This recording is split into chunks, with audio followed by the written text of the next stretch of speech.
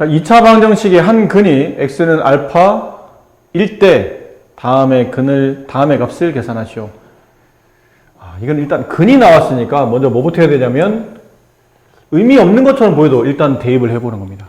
그럼 x자리 대신에 알파를 대입하게 되면 알파 제곱 마이너스 6알파 플러스 1은 0이 되겠죠. 자, 그리고 이제 식을 봐야 돼요. 식을 보니까 알파 제곱 보이긴 하는데 알파 제곱분의 1 서로 무슨 관계가 있냐면 이렇게 짝지어서 보면 역수 관계가 있어요, 서로. 그럼 이 식을 x 알파 제곱 플러스 알파 제곱분의 1 이렇게 짝지어주고 쟤는 5를 끄집어내면 알파 플러스 알파분의 1 이렇게 짝지어지고 뒤에 마이너스 5가 남아요.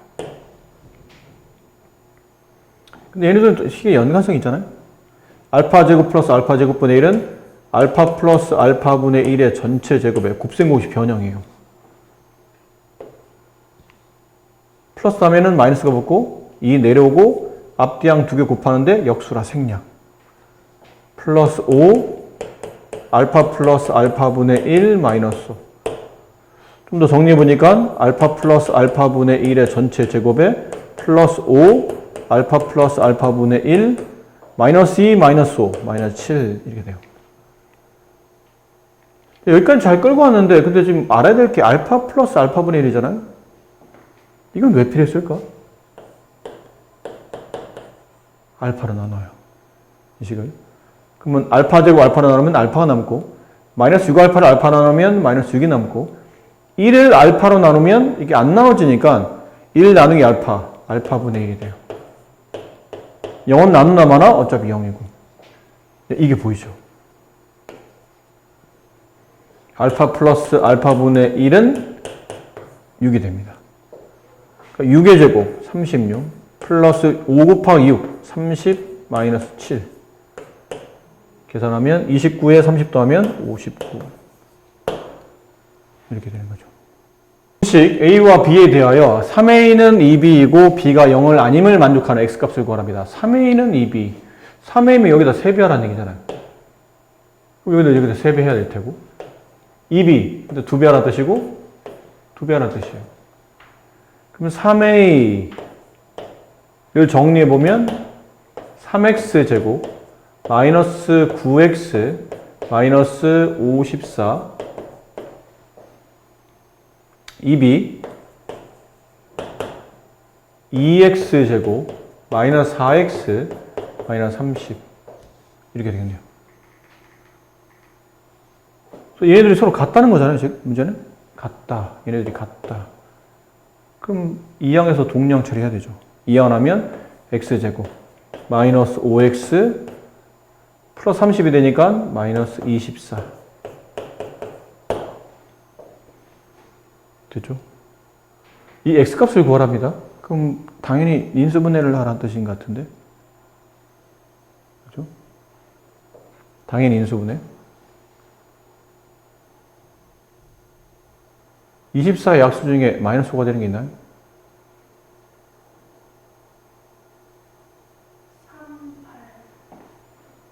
38 마이너스 플러스 따라서 X값은 마이너스 3 또는 8 끝난 거예요. 안 끝났어요. 이거로 봐야죠. B는 0이 안 돼야 돼요. 그럼 B는 0이 되는 걸 찾아볼까요? 이거 다 2로 나눠지죠. 이건 2B였고 B 이건 X제곱 마이너스 2X 마이너스 15가 0이 될 때 X는 이게 인수분해가 XX 여기 5, 3 마이너스 플러스 이렇게 되겠죠? 그럼 X 마이너스 5 X 플러스 3 0 따라서 X는 5 또는 마이너스 3 근데 지금 B가 0이 아니라고 그랬잖아요? B가 0이 되면 안 돼요. 안 돼요. 그럼 2를 곱해서 0이 안 되려면 이건 또는도 아니고 이제 그리고로 바뀌죠. 2를 곱해서 0이 안 되려면 둘 다 0이 되면 안 돼요. 그러니까 X가 5가 돼도 안 되고 X가 마이너스 3이 돼도 안 돼요. 지금 우리가 근데 구한 답 중에 마이너스 3이 있잖아요. 이건 안 되고 이게 답이에요. 곤란해야 되는 문제입니다. 자, 1차 방정식 그래프가 저 점을 지나고 4, 4분면을 지나지 않을 때 상수 A값을 구하시오.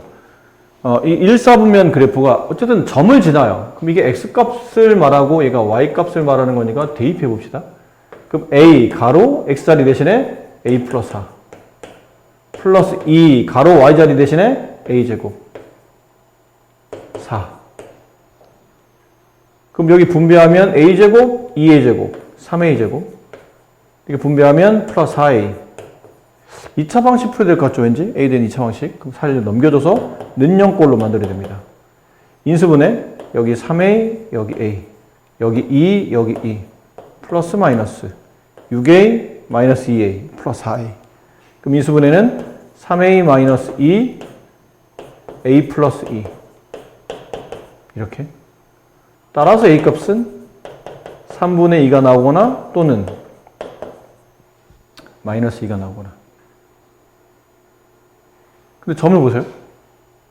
A가 만약에 3분의 2라면 자, A가 3분의 2라면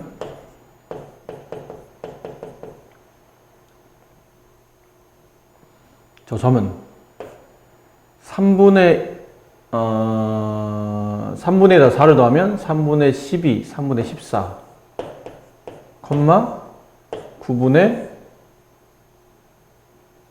4가 되겠죠? 근데 이건 점이 필요한 게 아니네요. 이걸 봐야 돼요. 이 점이 아니고 이 직선이 4, 4분면 안 되라는 겁니다. 그럼 A에다 3분의 1을 대입하면 3분의 2x 플러스 2y는 4가 돼요.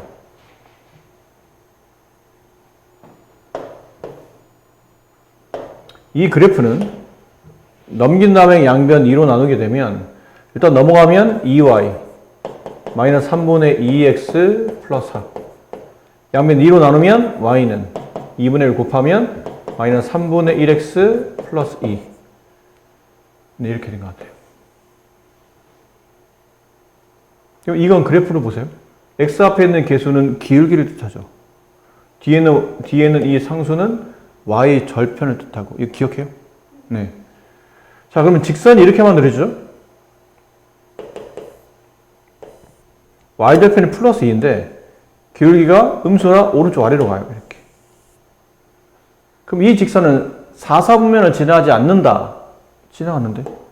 4, 4분면이잖아요. 그럼 이건 아니라는 얘기죠. 두 번째, a 값이 마이너스 2이면 저 직선이 마이너스 2x 플러스 2y 4. 이거 정리해보면 넘기면 2x 플러스 4. 양변 2로 나누면 y는 x 플러스 2. 얘는 그래프를 그리면 y절편이 플러스 2. 길이가 양수죠? 1. 이렇게 오른쪽 위로 가는 직선. 4, 4분면을 안지란 게 맞네요. 그때 이 값은 마이너스 2가 된다. 이렇게 됩니다. 복잡하지 않죠? 이건 뭐 중학교 때부터 계속 이렇게 복잡하다 나오는데 복잡한 건 아니고 좀 귀찮은 것 뿐이죠. 이건 2차 방식을 풀어야 돼요. 근데 2차 방식 풀려면 2차식은 0꼴로 만들어야 되는데 2차식은 0꼴로 만들려고 했더니 여기 가로가 있네요. 여기 분명 x에 1차식이 나올 테고 그럼 얘랑 동량을 모일 거잖아요. 그럼 가로를 풀어줘야 된다는 얘기죠. 이 가로를 풀 때 쓰였던 곱셈 공식은 두 개항을 더한 다음에 제곱한 식. 얘는 a제곱 플러스 2ab 플러스 b제곱 이렇게 되겠죠. 거기 맞춰서 풉니다. 그럼 앞에 있는 2x의 제곱 4x제곱 플러스 2배 한 다음에 앞뒤에 곱 4x 끝에 있는 항의 제곱 플러스 1 이렇게 된 거예요. 그러면 이제 모아보면 4x제곱 플러스 6x 플러스 1은 0 2차 방식 됐죠. 이제 해를 구하시오인데 이게 인수분해가 안 됩니다. 아무리 짜 맞춰도 이게 6이 안 나와요. 그러니까 근해 공식이네 라고 생각했죠. 근해 공식이네. 단 x 앞의 개수가 짝수잖아요. 그럼 저번에 근해 공식 설명할 때 짝수의 근해 공식 설명도 기억나요? 기억나요? 짝수의 공식. 이 짝수의 근해 공식은 선택이 아니고 필수적으로 쓰라고 그랬죠. 계속 몸에 이제 습관을 배워야 되니까. 짝수 안 되면 쓰면 안 되죠. 짝수일 때만 쓰는 공식이라. 그럼 짝수니까 x 앞에 있는 개수 a분의 그러니까 이게 짝수일 때는 반의 부호 반대죠. 반의 6, 아니 6의 반, 3. 거의 부호 반대. 플러스 마이너스 루트 이거 제곱 9 마이너스 4 빼고 AC 이렇게. 답은 4분의 마이너스 3 플러스 마이너스 루트 5 이렇게 됩니다. 2번은 누가 봐도 10을 곱하는 뜻이죠. 20을 곱하는 뜻이죠. 20 곱하면 4가 남고 4x제곱 마이너스 16 약분하면 마이너스 5를 분배하면 마이너스 5x 마이너스 5를 분배하면 플러스 10 이렇게 돼요. 모아줘야 돼요. 4x제곱 마이너스 5x 마이너스 6에 넘어가면 마이너스 8 이렇게. 이 인수분해 되는지를 봐야 되죠. 인수분해 되는지 안 되는지 고민해야 돼요. 근데 인수분해가 안 되겠죠. x는 2a분의 8분의 마이너스 b 플러스 마이너스 루트 이거 제곱 25 마이너스 4 곱하기 a 곱하기 c 이렇게. 그래서 8분의 5 플러스 마이너스 루트 이게 25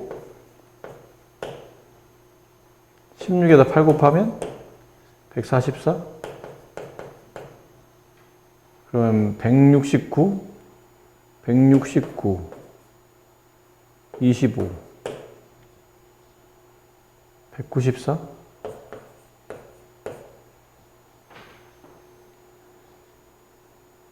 그죠? 네. 그럼 194를 뭐 소인수분해 해봅시다. 제곱수가 있는지 봐야 되니까 2로 나누면 얘는 97 안 되죠? 네. 13 한데도 어차피 안 되는 거니까 네. 이게 답이에요. 딱히 뭐 되는 게 없기 때문에 3번의 정답은 10 곱하면 2x제곱 7x 3은 0 인수분해가 이건 되네요. 2x x 여기 3 여기 1 둘 다 플러스 이건 되죠. 그럼 인수분해 되면 하는 게 편한 거니까 해주시면 돼요. 따라서 x 값은 이게 0이 되는 값 마이너스 2분의 1 또는 얘가 0이 되는 값 마이너스 3 이렇게 잡아주죠. 이게 원래는 이렇게 하라는 뜻인 거긴 하거든요. 출제자는 그렇게 출제한 건 아니겠지만 이제 이렇게 푸는 학생들이 있는 거죠. 분배를 해요. 2x제곱 8x 5x 마이너스 5x 플러스 3x 플러스 8 마이너스 10 그럼 마이너스 2 마이너스 3 마이너스 5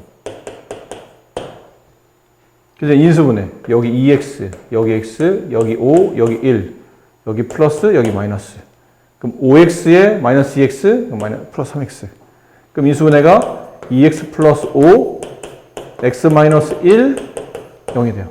따라서 x 값은 이게 0이 되는 값 마이너스 2분의 5 이게 0이 되는 값 1 그래서 마이너스 2분의 5 또는 1 이렇게 답이 나올 수 있는데 출제자는 그때 이렇게 된 게 아니에요. 출제자는 이렇게 하라고 낸 게 아니고 잘 보니 여기 x 플러스 2가 서로 겹쳐 보여요. 혹시 x 플러스 1을 간단하게 한 문자로 치환하는 거죠. 공통부분 나왔으니까. 그래서 2t 제곱 마이너스 5t 마이너스 3은 0. 자, 이렇게 해놓고 이걸 인수분해하는 거예요. 2t t 여기 3 여기 1 이쪽에 마이너스 이쪽 플러스 그러면 마이너스 6t 플러스 t 합치면 마이너스 5t 딱 맞거든요. 그럼 인수분해는 2t 플러스 1 곱하기 t 마이너스 3 0 따라서 t 값은 얘가 0이 되는가? 마이너스 2분의 1 또는 얘가 0이 되는가? 3 근데 우리가 구하는 값은 t 값이 아니잖아요. t는 우리가 원하는 답이 아니에요. 원래 돌려야죠. t가 마이너스 2분의 1이라는 뜻은 x 플러스 2가 t니까 걔가 마이너스 2분의 1이라는 뜻이고 이 길로 넘어가면 따라서 x는 마이너스 2 마이너스 2분의 1이니까 마이너스 2분의 5 그럴 수도 있지만 두 번째는 t가 3일 수도 있죠. t가 3. 그럼 t는 x 플러스 2였으니까 x 플러스 2가 3. 따라서 x는 1. 이렇게 답이 두 개가 나타난다. 출제자는 이걸 원한 겁니다. 아까처럼 푸르나 지금처럼 푸르나 제가 보기에는 속도 차이나 식 차이는 크게 없어 보이는데요. 그러니까 이 정도 난이도니까 그렇지. 좀 더 숫자가 복잡하거나 좀 더 차수가 높으면 치환을 안 했을 때는 낭패를 넣는 경우가 많아요. 복잡한 식을 정리해야 되니까. 그러니까 저희 공통부분 나오면 습관적으로 좀 치환을 자주 쓰는 게 좀 유리하긴 해요. 안 해도 뭐 이 정도는 사실 안 해도 되긴 하는데 그렇습니다. 2차 방정식의 근의 개수는 어떻게 결정되는가 라고 되어 있는데 근을 구하는 게 아니고 근의 개수를 구하는 겁니다. 근데 2차 방정식을 풀다 보면 이게 예를 든 거예요. 예를 들어서 크게 세 가지 꼴로 근이 나타나요. x는 물론 인수분해가 되는 경우도 있겠지만 되든 안 되든 일반적으로 통합해서는 근의 공식에 집어넣으면 다 답이 나오니까 일단 근의 공식에 집어넣어 보면 근을 구했더니 예를 든 거예요. 2분의 마이너스 1 플러스 마이너스 루트 5 이렇게 해가 나올 수도 있겠죠. 이렇게 해가 나올 수도 있어요. 아니면 x는 2분의 마이너스 1 플러스 마이너스 루트 0 이렇게 나올 수도 있고 아니면 x는 2분의 마이너스 1 플러스 마이너스 루트 마이너스 5 이렇게 답이 나왔을 수도 있다는 거죠. 저렇게 나온다고요? 그렇죠. 보통은 저렇게 나올 수 있죠. 저렇게라는 게 뭔가요? 그러면 구분을 여기서 하라는 얘기예요. 나머지 a와 b는 이렇게 숫자를 집어넣다면 물론 이게 2가 아니고 다른 수일 수도 있고 얘가 마이너스 1이 아니고 다른 뭐 양이나 다른 수일 수도 있겠죠. 근데 중요한 건 뒤가 중요하다는 얘기야. 플러스 마이너스 루트 안에 붙어있는 이 숫자들이 중요해요. 이 루트 안에 있는 숫자가 처음 얘처럼 5라는 0보다 큰 값이 나오면 이 1번의 해는 총 몇 개가 나오냐면 서로 다른 두 개의 실수의 해가 존재해요. 이 실수죠. 마이너스 1 실수고 루트 5 실수죠. 루트 5는 제곱해서 5가 되는 실수값이에요. 그렇지? 대충 2보다 약간 큰 순환하지 않는 무한소수. 그럼 실수끼리 더하고 빼고 해서 계산했으니까 이거는 실수가 맞겠죠. 그 답은 서로 다른 두 개예요. 하나는 플러스 루트 5, 하나는 당연히 마이너스 루트 5니까 서로 다른 값이 두 개 있겠죠. 그 앞으로 실수해라는 이 글자를 줄여서 실근이라는 단어를 더 많이 씁니다. 실근. 실수의 해, 실근. 루트 안에 있는 값이 양수가 되면 서로 다른 두 개의 실근이 나오고 근데 이렇게 루트 안을 막 b제곱 마이너스 4c를 막 계산하다 보니까 답이 0으로 나올 수도 있지 않나요? 근데 이렇게 되면 플러스 루트 0은 그냥 0이죠. 더하기 0. 마이너스 루트 0도 그냥 빼기 0이에요. 그럼 2분의 마이너스 1 더하기 0, 2분의 마이너스 1 빼기 0이면 그냥 얘만 답이 남는 거 아니에요? 2분의 마이너스 1만. 더하기 0이나 빼기 0은 의미가 없으니까. 그러면 원래 보통 2차 방정식 근이 플러스 하나, 마이너스 하나 근이 두 개인데 갑자기 d가 없어짐에 따라 근이 한 개로 겹치네요. 이 한 개로 겹친 근이 무슨 근이죠? 중근이에요, 중근. 근데 확실한 건 중근도 실근은 실근이에요. 겹쳤을 뿐이지 실제로 존재하는 근인 거죠. 마지막에 루트 안에 들어있는 값이 플러스 마이너스 루트 여기에 마이너스 5가 들어왔어요. 루트 마이너스 5라는 값이 존재하나요?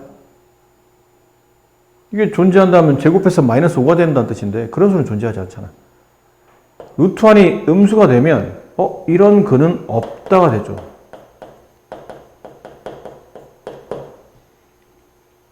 이해돼요? 쓴 결과를 보고 우리는 판단해야 됩니다. 뭘 판단하냐면 보통은 2차 방정식에 근을 구하라면 x는 2분의 마이너스 b 플러스 마이너스 루트 여기 b제곱 마이너스 4ac 이렇게 써지죠.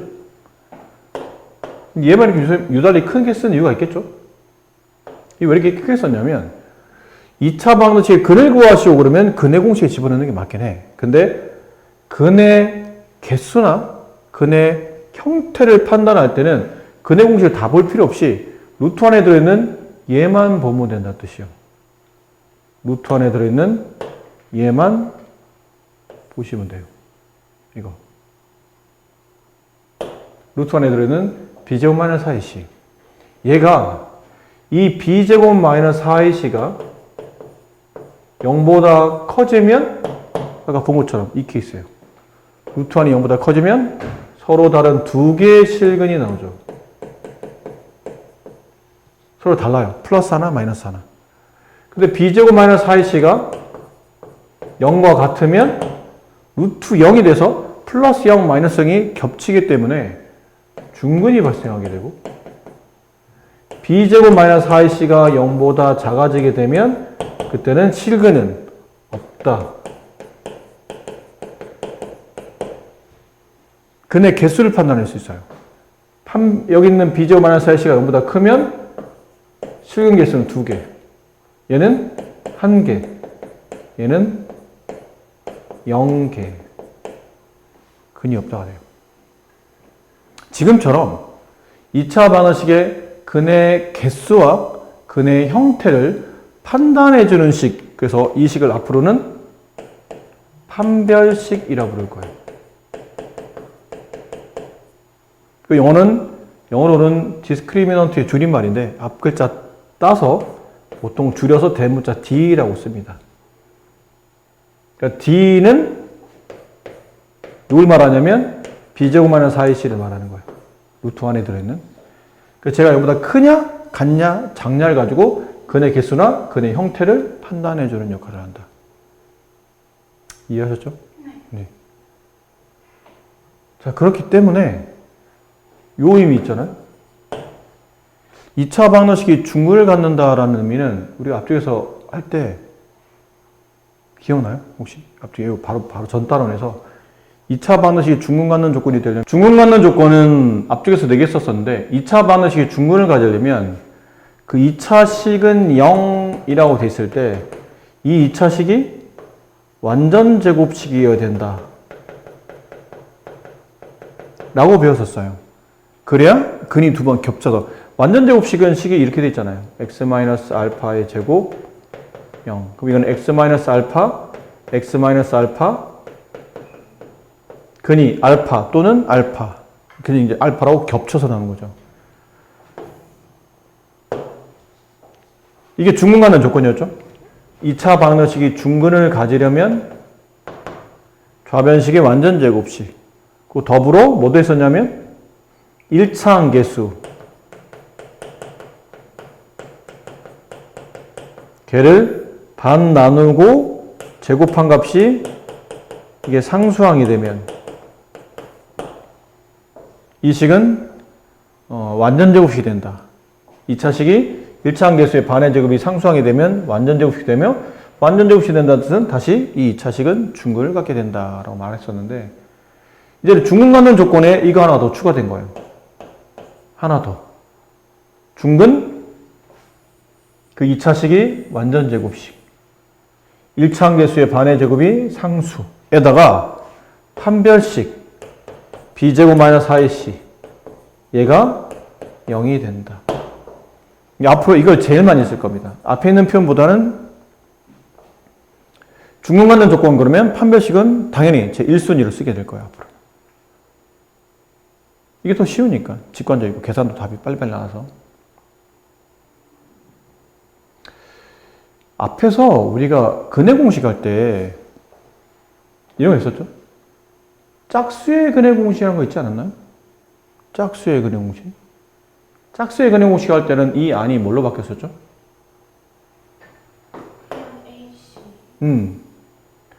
저기 안에 있는 저 부분이, 이 부분이 b의 반의 제곱 마이너스 ac 이렇게 바뀌었었죠?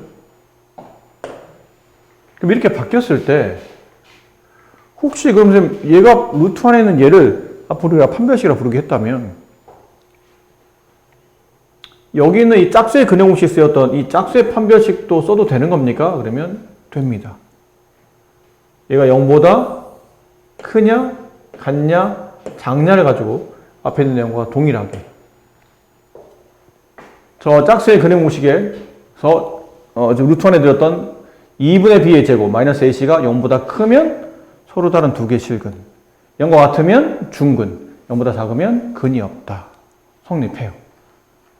근데 앞에 있는 거와 뒤에 있는 거는 숫자의 크기가 다르지 않습니까? 다르죠. 당연히 여기 있는 식을 4로 나누는 게 이거예요. 숫자는 다를 겁니다. 크기는. 다른데 써도 됩니까? 지금 우리는 숫자의 크기를 보고 있는 게 아니고 이 판별식이 결론은 0보다 크냐, 같냐, 작냐를 보고 있는 겁니다. 그럼 루트 안에 들어있는 이 식이 양수야. 양수를 4로 나눠도 어차피 양수고요. 루트 안에 들어있는 값이 0이에요. 0을 4로 나눠도 어차피 0이고 루트 안의 값이 음수예요.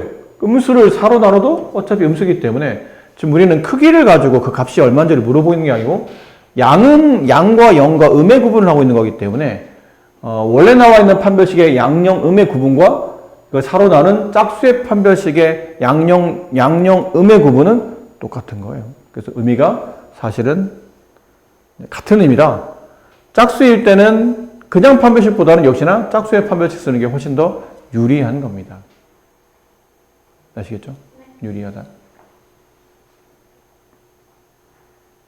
그래서 연습 문제를 좀 이건 해보고 할 것 같은데, 연습 문제를. 네이버.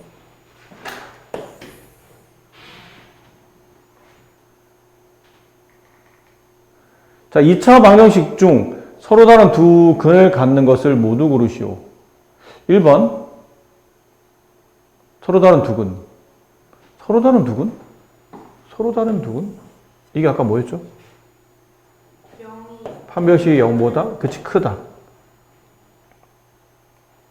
1번은 짝수의 판별식을 앞으로 줄여서 4분의 D로 할 거예요. D를 판별식을 4로 나눈 값 4분의 D. 짝수의 판별식. 왜 짝수의 판별식이요? x 앞에 개수가 짝수니까. 그럼 개수는 반의 제곱. 원래 마이너스 4인데 원래 x 앞에 있는 개수의 반의 제곱. 마이너스 4 빼고 AC.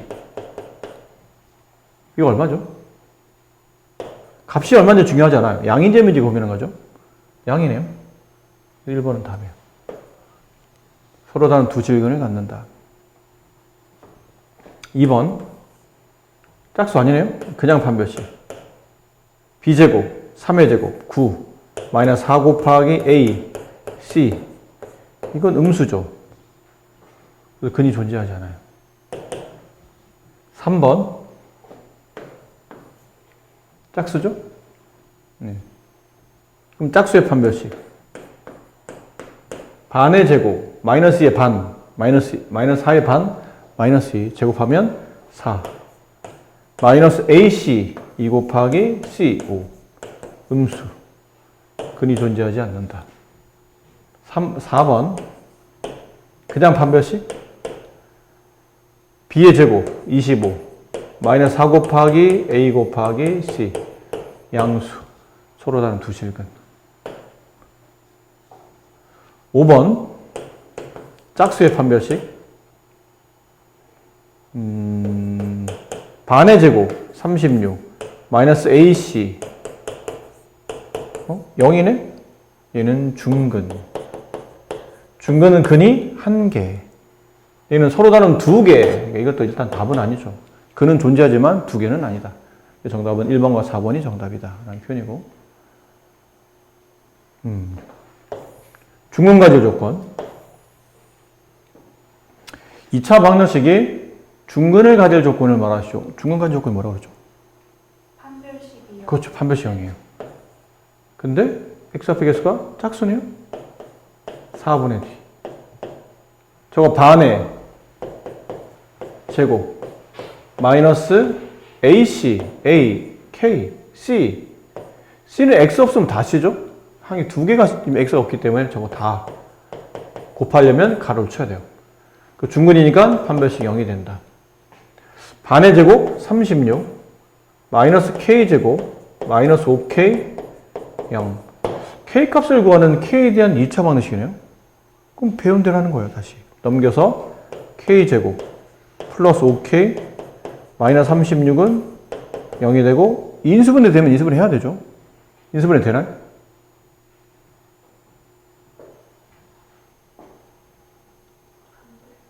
안 되나요? 9, 4 플러스 마이너스 그렇죠. 그럼 따라서 k 플러스 9 k 마이너스 4 k 값은 마이너스 9 또는 4 이렇게 됩니다. 모두 구하시오. 두 개 다 되시죠. 판별식 몰랐다면 이제 복잡해지는 거예요. 몰랐다면 중근 완전 제곱식 이 식의 완전 제곱식 그러면 완전 제곱식 계산하려면 x제곱 앞에 있는 개수를 1로 만들어야 돼요. 양면을 k로 나눠줘야 돼. 그럼 x제곱 마이너스 k분의 12x k로 나누면 플러스 1 k로 나누면 k분의 5 그럼 이거 반의 제곱 이거 반 나누면 곱하기 2분의 1을 하게 되면 이 2랑 약분돼서 마이너스 k분의 6의 제곱 마이너스 이거 반을 제곱한 값이 상수랑 같아야 된다. 그래서 k제곱분의 36은 1 플러스 k분의 5 양면을 계산하기 위해서 양면에 k제곱을 곱해요. 그럼 k제곱 곱하면 플러스 5k k제곱 곱해서 넘기면 마이너스 36 이렇게 나온 거예요. 뭐 이런 방식도 있긴 있는데 아무래도 좀 불편하긴 하죠. 이게 이제 판별식 바로 쓰는 것보다는 2차 방정식이 근을 갖도록 그럼 근이 존재해야 된다는 얘기인데 근을 갖도록 근이 존재 혹은 실근이 존재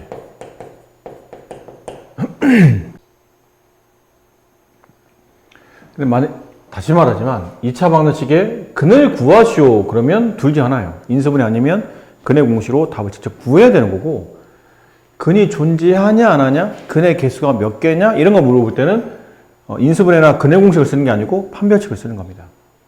그럼 이거는 근을 구하라는 게 아니고 근을 갖도록 하는 성질을 구하라는 뜻이니까 판별식을 써야 되는데 판별식이 0보다 크면 근이 서로 다른 두 개 존재하죠. 0과 같아도 중근이라는 근이 존재하죠. 결국은 0보다 작지만 않으면 된다는 뜻이죠. 그 얘기는 그래서 근을 갖기 위한 조건을 말하시오. 그러면 판별식이 0보다 크거나 같다가 돼요. 근데 x 앞에 있는 게 다 짝수네? 그럼 또 4분의 1을 써야 되죠. 반의 제곱 4 마이너스 a 1 생략 c 여기서 다 음수 붙이면 되니까 마이너스 2k 마이너스 1 그게 0보다 크거나 같다. 그래서 마이너스 2k 넘어가면 마이너스 3 양변을 마이너스 2로 나누면 k는 2분의 3보다 작거나 같다. 이게 범위가 되죠. 내용을 알면 그렇게 어려울 건 없어요. 두 근이 주어졌을 때 2차 방정식은 어떻게 구합니까? 라는 건데 이건 내용이 알고 보면 이것도 쉬운 게 이건 사실 역추적하면 되거든요. 역추적 x제곱 마이너스 3x 플러스 2는 0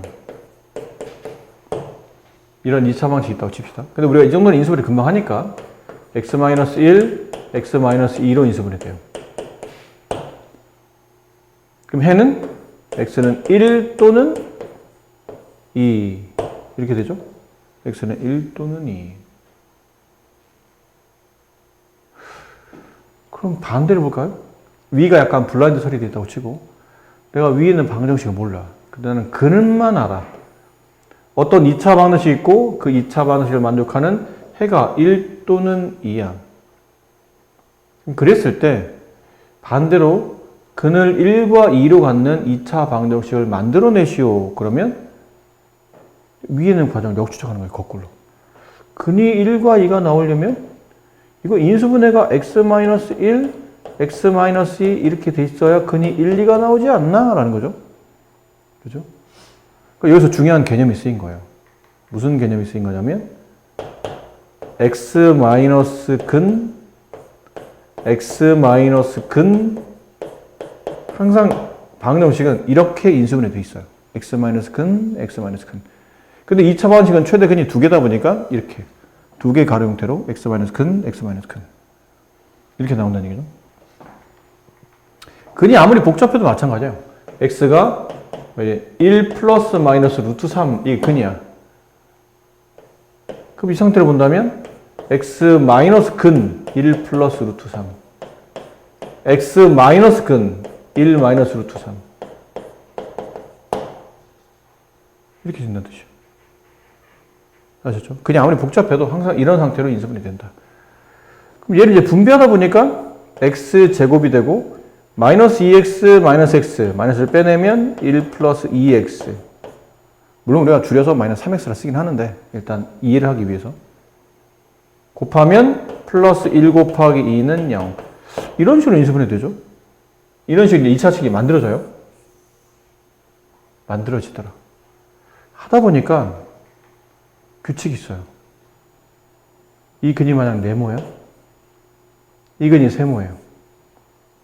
그럼 여기 x 마이너스 네모, x 마이너스 세모가 들어갈 테고 그걸 분배하다 보니까 마이너스 세모근, 마이너스 네모근 마이너스 x, 마이너스 세모 x, 마이너스 네모 x 마이너스 네모 더하기 세모 x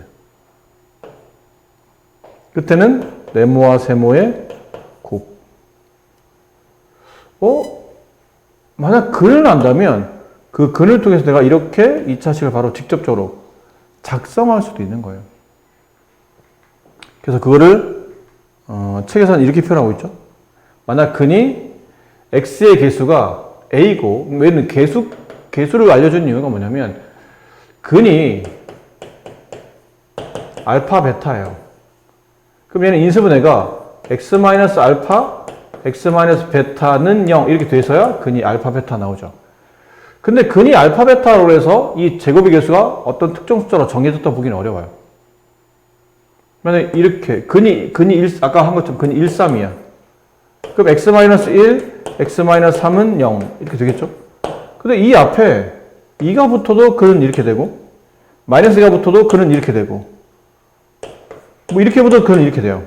그러니까 앞에 있는 숫자가 달라짐에 따라서 이거 전개하게 되면 개수가 달라지잖아요. 그러니까 제곱 앞에 있는 근만 가지고는 제곱의 개수까지는 구할 수가 없다는 뜻이에요. 그래서 이 제곱의 개수를 이렇게 어쩔 수 없이 붙여줘야 되는 거예요.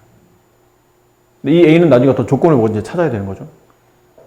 그러니까 제곱 개수가 a인 2차 방정식이 알파, 베타 근을 가지려면 이렇게 인수분해 돼 있어야 되고. 그럼 하다 보면 아까 한 것처럼 뭐라고 그랬냐면 이걸 x 마이너스 베타 x 마이너스 알파 x 동량 처리하다 보면 음수 빼내고 알파 플러스 베타 x 플러스 마지막은 두 상수의 곱 이렇게 되더라. 이거를 이렇게 기억하는 것보다는 선생님은 그래서 형상화하는 거를 추천해요. 두 근이 아까 얘기한 것처럼 네모 세모 그러면 인수분해는 x 마이너스 네모 x 마이너스 세모 형태로 인수분해 돼 있겠지? 그 얘를 분배하면 x 마이너스 네모 플러스 세모 x 플러스 네모 곱하기 세모 형태로 2차식이 작성될 겁니다. 단지 제곱 앞에 있는 개수가 1이 아니야. 뭐 1이다 그러면 이게 답일 텐데 1이 아니다 그러면 1이 아니고 뭐 a가 붙었다. 그럼 이제 a 이렇게 써주고 이 a는 여기만 붙이면 안 되죠? 여기만 붙이면 a가 여기만 분배된 거니까 여기만 붙이는 게 아니고 전체 식에다가 이렇게 a를 이렇게 붙인다. 이렇게 생각해야 돼요. 그죠? 알파벳 단어는 뭐예요? 그러면 보통 우리가 개수를 이제 어떤 방정식이나 관계식에 개수를 쓸 때는 알파벳 소문자를 많이 쓰죠. 그래서 2차항 개수, 뭐 1차항 개수, 상수항 뭐 이렇게 쓸 때 AB 쓰듯이 이렇게 쓰잖아요. 근데 근을 계산할 때 있죠. 이거는 개수를 쓸 때고 근을 써야 될 때는 근에다가 또 똑같이 저렇게 문자를 ABC를 배열하게 되면 앞쪽에 있는 개수일 때 ABC와 뒤에 있는 근일 때 ABC가 서로 겹쳐가지고 좀 보기가 불편해요. 같은 시기에 두 번 쓰면 안 되는 거니와 혹시 개수에 ABC를 쓰지 않았다 하더라도 근까지 또다시 ABC를 쓰게 되면 저 ABC는 보통 앞에서 배웠을 때 계수할 때 ABC 썼는데 또 근할 때도 또 ABC를 쓰게 되면 이제 배우는 사람이 헷갈리게 되는 거죠. 그 헷갈림을 방지하기 위해서 좀 구분해서 써줍니다. 그래서 앞으로 계수를 쓸 때는 알파벳 소문자를 쓰고 근을 쓸 때는 그리스 소문자가 있어요. 그리스 소문자. 알파. A 자리 대신에 알파. 읽을 때는 알파라고 읽고요. 쓰기는 이렇게 써요. 알파는 약간 이런 느낌을 씁니다. 베타? 베타는 이렇게 써요. 읽을 땐 베타라고 읽고. 쓸 때는 이렇게 아래에서 끌어올려서 이렇게 약간 대문자 B 모양처럼. 그래서 뭐 줄여서 가끔 쓰시는 분은 이렇게 쓰실 때도 있긴 있어요. 원래는 이 모양에 가까운데 뭐 이렇게 쓰기도 해요. 가끔 귀찮으면. 그러면 감마라는 거 있거든요. 감마. 감마는 그러니까 알파벳 소문자인데 가운데가 벌어져 있는 형태. 감마. 뭐 알파벳 소문자 알 쓸 때는 이렇게 쓰잖아요. 그리고 요 끝에 부분 밑에 있는 이 부분을 약간 좀 벌린다고 생각하시면 돼요. 그럼 저런 느낌으로 이제 나오는 거죠. 감마. 그래서 근할 때는 보통 알파, 베타, 감마. 그 다음 근은 뭐 델타 뭐 이렇게 쓰는데 델타까지는 근이 4개나 출현하기 때문에 잘 나오진 않아요. 아직까지는 그냥 알파, 베타 정도만 알고 있어도 충분합니다. 근이니까 알파, 베타를 쓴 거죠. 근데 이렇게 글씨를 외우는 것보다는 형상화해서 외우는 게 훨씬 더 유리해요. 그러면 나중에 근이 알파, 베타 아니고 뭐 알파, 베타, 알파 플러스 베타 이렇게 막 서로 더하거나 곱한 거나 더 복잡한 형태의 근이 나오기 때문에 그렇게 외우면 이제 저렇게 됐을 때 뭐 약간 또 의미가 또 충돌돼서 웬만하면 네모세모로 기억하는 게 좋아요. 그리고 더불어서 이렇게 x제곱 마이너스 2근의 합 거기에 x 이렇게 플러스 2근의 곱 이게 상수항. 보통은 2차 방정식의 두 근을 통해서 이렇게 2차식이 작성되어 있습니다. 라는 거죠. 그래서 아까 한 것처럼 두 근이 1과 2인 2차 방정식을 작성하시고 그러면 물론 중간에 이렇게 인수분해하는 과정을 거쳐도 괜찮겠지만 뭐 그럴 필요 없이 바로 x제곱 두 근을 더한 값 3의 부호 반대 두 근을 곱한 값 플러스 2는 0 이런 식으로. 단 문제가 x제곱의 개수가 1입니다. 그러면 이렇게 쓰면 되고 또 3입니다. 그러면 여기만 3 딸랑 붙이면 안 된다고 그랬죠. 이렇게 분배돼야 되기 때문에 3x제곱 마이너스 9x 플러스 6은 0 이렇게 써준다는 거죠. 이제 문제에 맞게. 근데 가끔 선생님 3으로 나눠지잖아요. 나눠지는데 문제가 제곱의 개수가 특정 숫자를 원할 때가 있어요. 그럴 때는 맞춰줘야 되는 거죠. 거기 숫자에.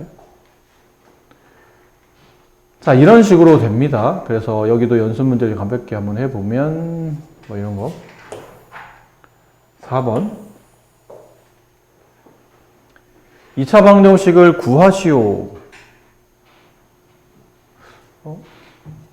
어떻게 하지? AB 때문에 인수분해 안 되는데? 근데 근을 구해놨네? 근을 통해서 반대로 2차식을 작성하는 겁니다. 우리가 좀 전에 배운 대로 하면 돼요. 이거를 근이 이렇게 나오려면 x 플러스 1, x 마이너스 3분의 1 이렇게 써도 괜찮긴 해. 근데 또 분배를 해야 된다. 귀찮게. 그래서 이런 거를 중간 과정을 좀 줄여서 하는 것들이 이제 이거였죠. x제곱 마이너스 2분의 합 x 플러스 2분의 곱 이렇게 2차식을 작성한다. 그러면 x제곱 얘는 마이너스 3분의 플러스 3분의 2x 마이너스 3분의 1은 0 인데 문제를 보니까 앞에 3이 있네? 아 이거 모든 개수에 3을 곱하라는 뜻이구나. 3x제곱 플러스 2x 마이너스 1은 0 따라서 a는 2, b는 마이너스 1이 된다. 이렇게 돼요. 잘못 눌렀네. 네, 활용은 늘 그렇죠. 역시나 또 문제를 잘 읽고 세우라는 데다 밑을 잘 세우시고 반어식 구한 다음에 이제 풀고. 네, 핵심은 미지수랑 반어식을 세우는 게 이제 핵심인 거죠. 딱히 뭐 이렇게 크게 우리가 뭐 읽은다고 도움이 될 건 없고, 이런 것들, 확인해 봐야 될 것들. 1부터 n까지 합, 자연수의 합을 계산하는 것, 그 다음에 n각형의 대각선의 총수.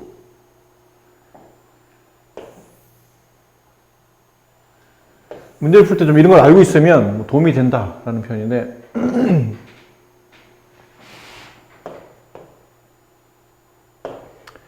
1부터 n까지의 합을 계산하시오. 그러면 이제 저게 공식이라는 거죠. 근데 이걸 언제 배우냐면, 나중에 고등학교 2학년이 되면 등차수열이라는 걸 배울 거예요. 등차수열에 자연수 1부터 쭉 더한 값을 정리할 때 저게 공식이거든요. 2분의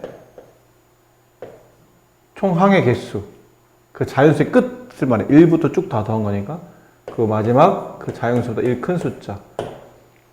예를 들어 뭐 1 더하기 2 더하기 쭉 해서 10까지 합을 구하시오. 그러면 이게 우리가 55인 걸 알고 있거든요, 사실은. 하지만 계산상 이렇다는 거죠. 2분의 항의 개수 10개.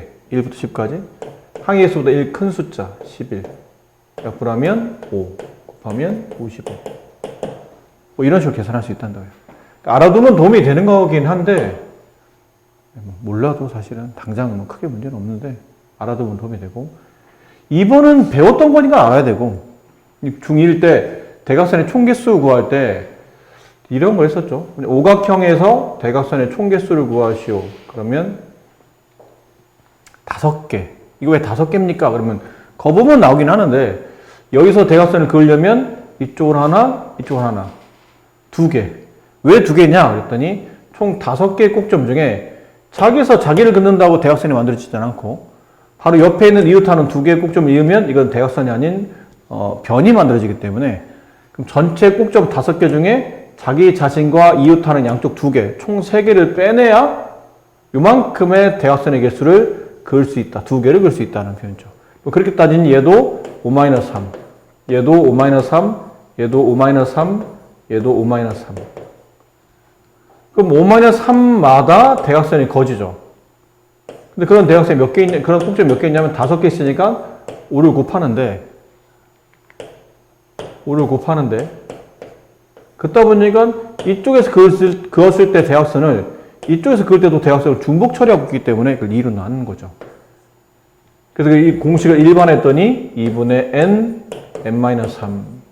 한 꼭지점에 그을 수 있는 대각선의 개수. 그 다음에 대각선의 개수를 그을 수 있는 꼭점의 총 개수. 그리고 2로 나누는 걸 중복되는 이유. 뭐 그렇게 문제를 처리할 수 있었어요. 이해합니까? 네. 배웠던 공식이고. 그리고 이제 수를 쓸 때 뭐 연속하는 두 정수 이렇게 두거나 이렇게 둔다라는 거. 하나 커지고 하나 작아지고 이런 거 많이 했으니까. 근데 보통 특별한 건 없으면 빼기보다는 더하기를 많이 계산하게 되고. 그다음에 연속하는 세 정수 이렇게. 물론 구하는 거에 대해서 이렇게 구할 수도 있긴 있죠. 연속하는 세 정수. 근데 가장 작은 걸 구하시오 그러면 이렇게. 가장 큰 걸 구하시오 그러면 이렇게. 하긴 하는데 뭐 특별한 말 없으면 이게 제일 유리하다라는 표현이었고요. 연속하는 두 짝수 홀수는 숫자의 간격이 2씩 커지고 2씩 작아지기 때문에 가운데를 x라 두게 되면 앞에는 2 작아지고 뒤는 2 커지고, 뭐 이게 좀 일반적으로 많이 쓰이는 그런 미지수 처리법이고, 뭐 이건 원래 다 알고 있는 공식들이고 다 알고 있는 거고, 이것도 그렇죠. 이것도 중학교 2학년 때 연속 문제 풀 때 간혹 나왔었는데, 이렇게 직사각형의 넓이 구할 때 가운데다가 이렇게 뭐 길을 만들거나 그러면 이 길을 이렇게 한쪽으로, 평행사변도 마찬가지예요. 이 평행사변 넓이와 이 직사각형 넓이는 서로 같기 때문에 같은 구조라는 얘기죠. 같은 개념이에요. 어차피 평행사변 넓이 구할 때 밑변 곱하기 높이 하나, 이 밑변 길이만큼 가로 곱하기 세로 하나, 어차피 넓이는 같기 때문에 평행사변처럼 누워있든 직사각형처럼 세워있든 저런 길들은 한쪽 벽면으로 몰아붙여서 이 네 군데로 나누어서 넓이를 구하지 말고 이렇게 하나의 직사각형 넓이를 계산한다라는 거 많이 했었던 부분이라,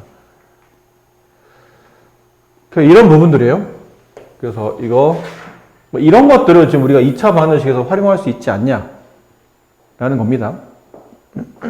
대각선 개수가 다음과 같은 도형이 있어요. 이게 대각선 총 개수가 27개일 때 이게 몇 각형입니까? 물어봤는데 대각선의 총 개수 구하는 공식. 이거 예전에 어떤 한 학교에서는 공식을 안 주고 그냥 이거 없이 대각선 개수가 27개인 도형이 몇 각형입니까? 라고 물어본 적이 있는데 그 친구들이 이제 많이 까먹었죠. 이 공식을. 양면 2를 곱하면 n 곱하기 n-3 54 이렇게 되면 이제 2차 방정식이 되는 거예요. n제곱 마이너스 3n 마이너스 54 2차 방정식. 인수분해. 여기 n, 여기 n, 여기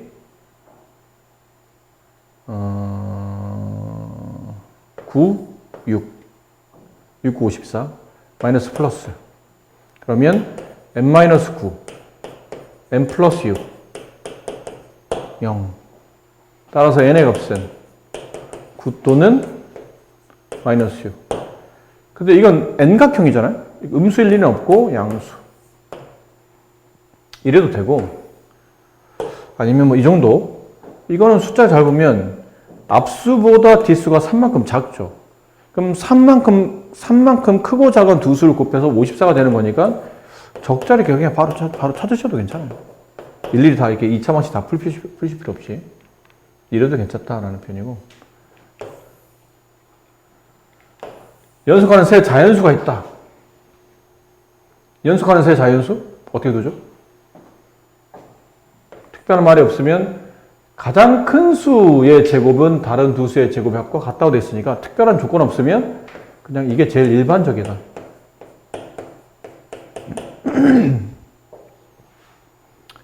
가장 큰 수 x 플러스 1 거기에 제곱이면 가로를 쳐야죠. 그렇지? 이 숫자 전체를 제곱하는 거니까.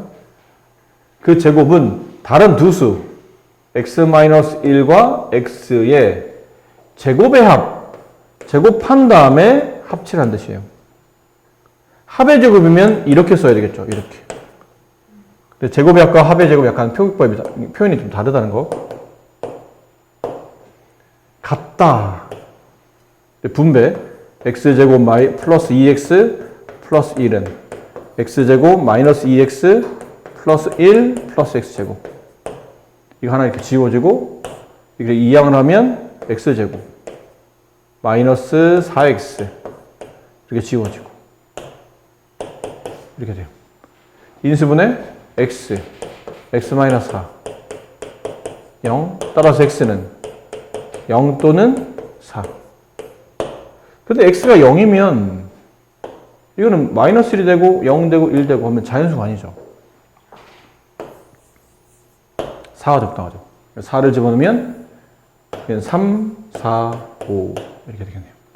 그 세수는 3, 4, 5가 된다. 24살인 아버지와 아들이 있어요. 아들 나이의 제곱은 아버지 나이의 4배와 같을 때 아들 나이를 구하시오.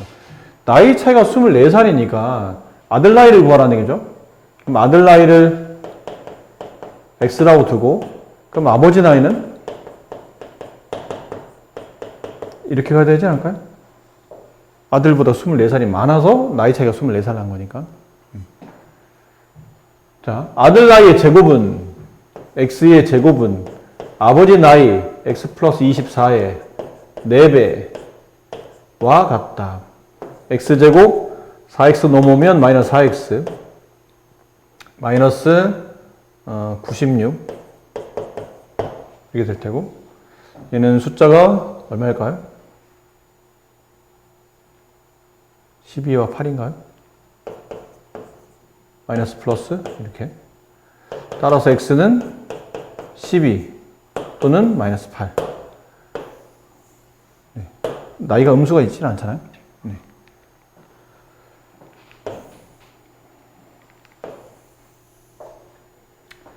자, 지면에서 초속 30m로 쏘아 올린 물체의 t초후의 높이가 다음과 같다고 할 때 1번 이 물체의 높이가 40m 되는 것은 쏘아 올린 지 몇 초 후입니까? 이거는 지금 우리가 지금 물리 시간이 아니잖아요. 과학 시간이 아니에요. 그러니까 뭐 일일이 이게 식이 왜 이렇게 나는지 알 필요는 없는 거고 뭐가 뭔지만 잘 보면 되는데 t 값은 이제 초를 말하죠. 시간을 뜻하는 의미고 여기는 30t-5t의 제곱은 높이가 나왔을 때 대응되는 관계인 것 같아요. 근데 물체의 높이가 40m라는 뜻은 저 30t 마이너스 5t의 제곱이 40이 될 때 몇 초입니까? x값 구하라는 얘기죠. 그럼 이항을 시키고 양변 5로 나누면서 이항을 시키면 t제곱이 되고 이거 5로 나누면 마이너스 6t가 되고 5로 나누면 플러스 8이 되고 따라서 x는 t는 2 또는 4. 답이 두 개인가? 답이 두 개인가요?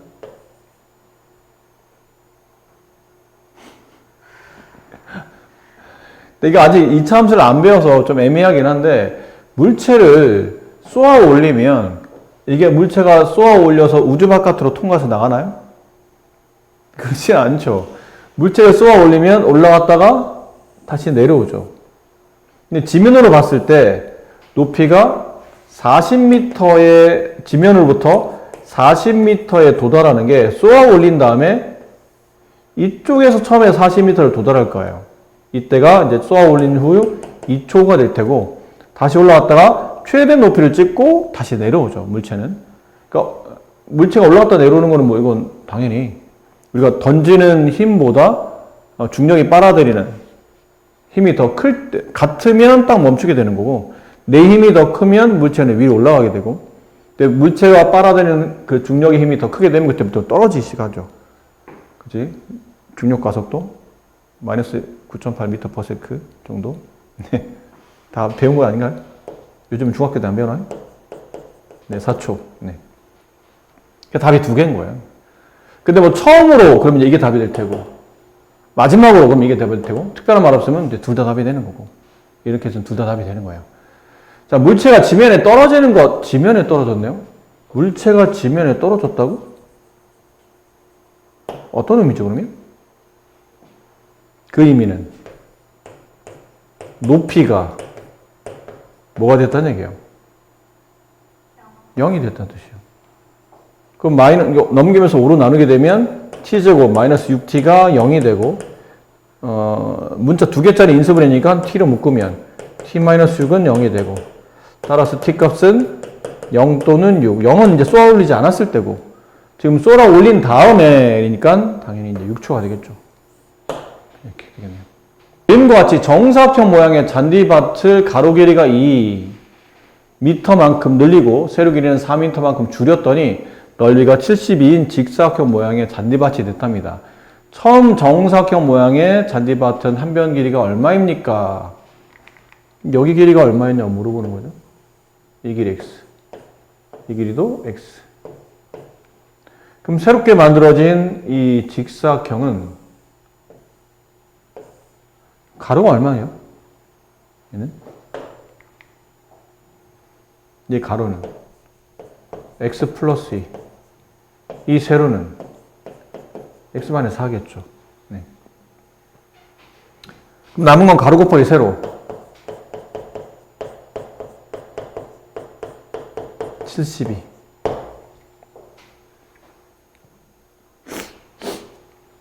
사실 이거는 직관적으로 문제를 풀 수는 있어요. 직관적으로. 두 수의 차이가 얼마나 나는 거죠? 6만큼 나죠? 차이가 6 나는 두 수를 곱해서 72가 되는 게 뭐였나요? 12와 6. 따라서 x는 10. 이렇게 직관적으로 풀 수도 있어요. 근데 이게 이렇게 매번 되지 않는 이유가 이거는 그 x값이 정수이거나 자연수일 때만 그렇게 되는 거잖아요. 근데 혹시 소수나 분수나 하면 뭐 그렇게 쉽게 계산되지 않으니까 원프리드를 해보면 뭐 이런 겁니다. 그래서 x 여기는 12, 6 이쪽 얼마인가요? 72? 이거 계산 안 했구나. 네. 마이너스 8 넘어가면 플러스 70, 마이너스 72가 되니까 80 이렇게 되고 10과 8 마이너스 플러스 따라서 x는 10 또는 마이너스 8. 근데 이걸 리 없잖아요. 길이가. 네, 이렇게 된다. x는 10m가 된다.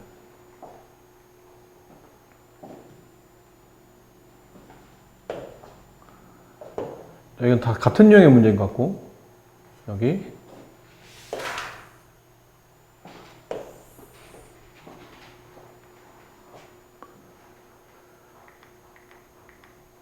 자, 오른쪽 그림과 같이 가로, 세로 길이가 각각 16m, 10m인 직사각형 모양의 꽃밭에 폭이 Xm로 일정한 통로를 만들었더니 통로를 제외한 꽃밭 넓이가 112였을 때 이때 X값을 구하라 문제예요. 이렇게. 이건 근데 아까도 잠깐 했었지만 길을 밀어야죠. 한쪽으로. 몰아서 길을 좀 쉽게 이렇게 정리하시고 이렇게 정리하시고 그럼 여기는 이 길이는 가로 길이가 16-x, 세로 길이는 10-x. 둘을 곱하면 꽃밭 넓이는 112. 그럼 16-x 곱하기 10-x 112. 이것도 두 수의 차이가 6이니까 두 수의 차이가 6 나는데 곱해서 112가 되는 걸 찾아도 됩니다. 근데 이제 단원의 이름이 2차 방식이니까 연습을 해보면 마이너스 26x 플러스 160 넘으면 48 이렇게 되겠네요. 여기 24, 2 곱하면 48 이렇게. 따라서 x값은 24 또는 2가 돼요. 근데 이게 24가 되면 이게 말이 안 되잖아요. 이쪽이 10밖에 안 나오는데 이게 도로의 폭이 24가 나오면 말이 안 되죠. 그러니까 x는 2가 되겠더라. 도로의 폭을 정할 때 이 폭은 0보다는 커야 되지만 x가 10보다 작은 수를 찾아야 되기 때문에 이게 정답이 되겠습니다.